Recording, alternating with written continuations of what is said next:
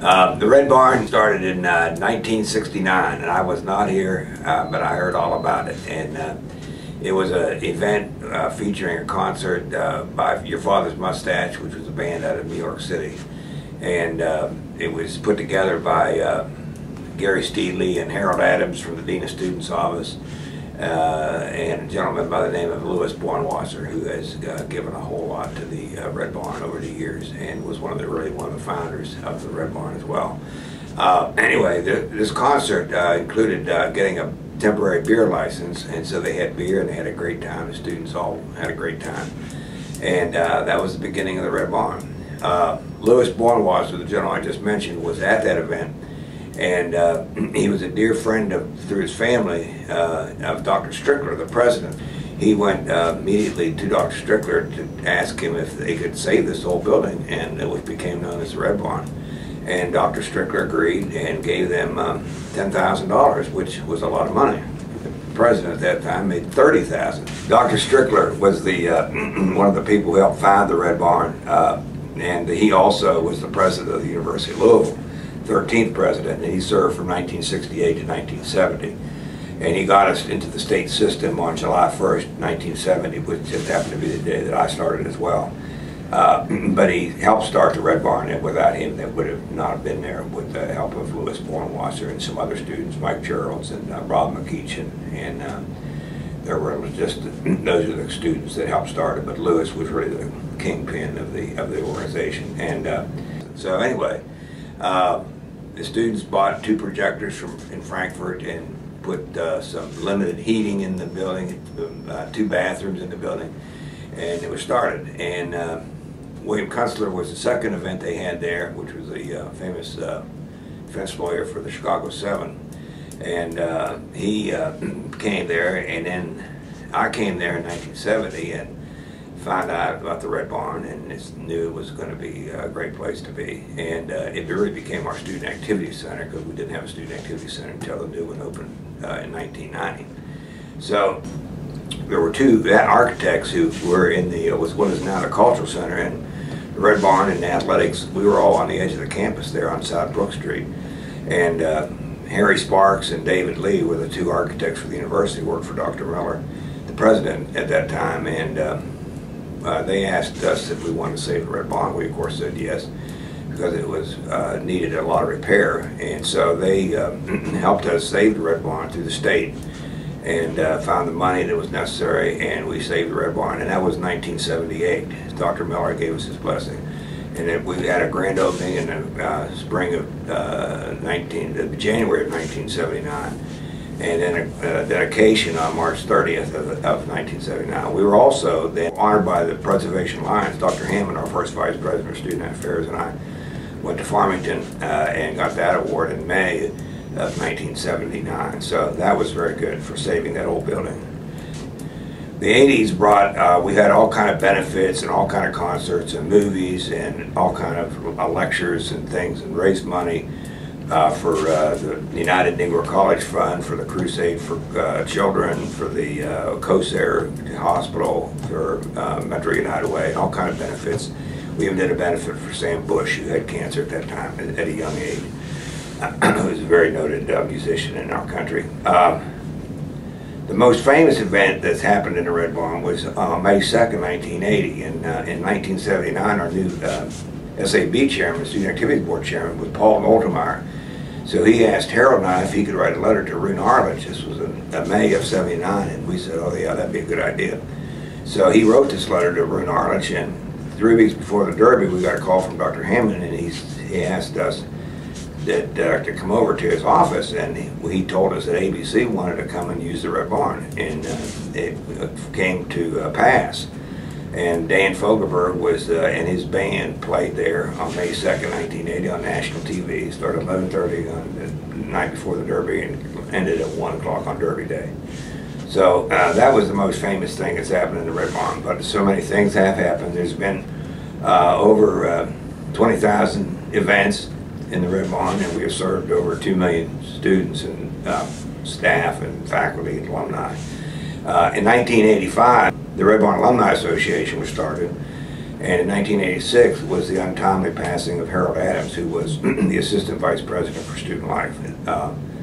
And so that was a very, very sad day. But people started giving us money through the Red Barn alumni and through the death of Harold Adams. And we today have 6 endowments, okay, that have provided nearly $300,000, both mostly for scholarships, but also for programs. 273 of it was for scholarships to over 1,300 students, and there's another 17,000 that we have given for programs. That's been more recent than program support for the 2 events. So that's become very, very important, and it's part of our job to do that. Those 6 endowments have a market value of over $500,000, and all that money will go to students, so that's very important. Mrs. Strickler dearly loved the Red Barn, and after she outlived her husband by 30 years. She didn't pass until 2002. So in 1992, we had enough money. We had $5,000 that we had saved through the Red Barn Alumni Association, which had started in '85.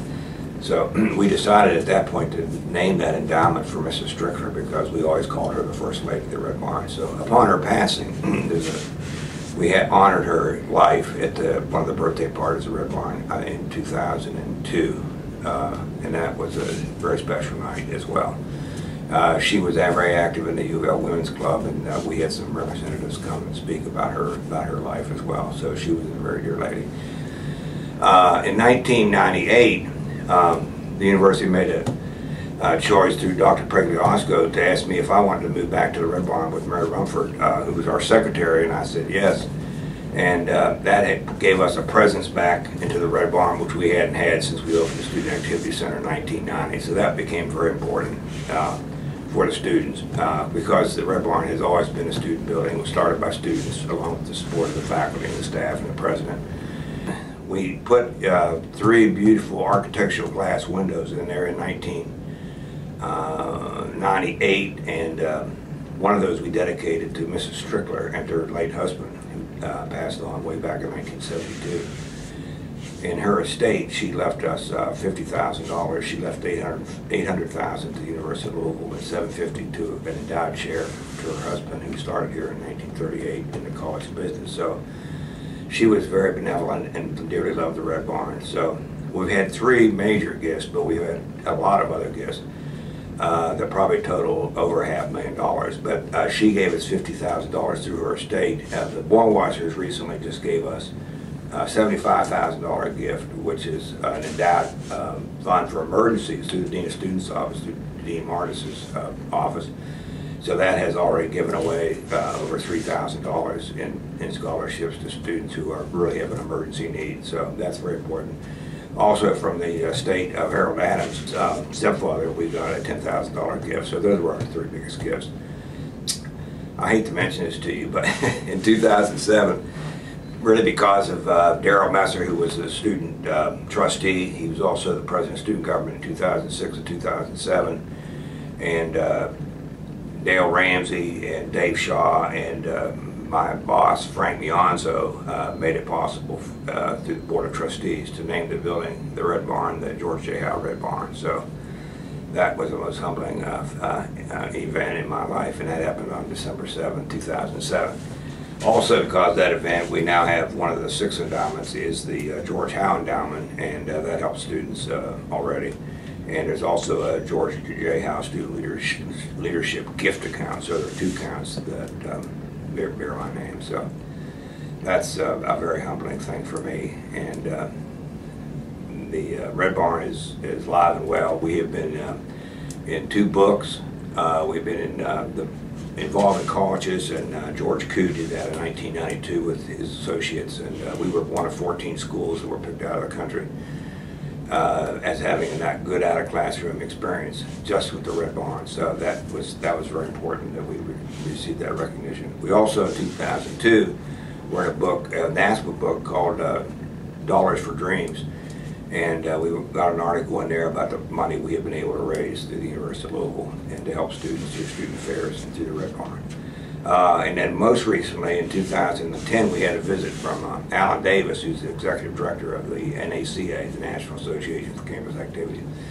And Tim Moore was giving him a tour because they were doing a workshop here Alan Davis said we really need to have an article written about the Red Barn. So Tim and I, and Dave Shaw, and Julian Embo quickly wrote an article, and it appeared a year later about the Red Barn.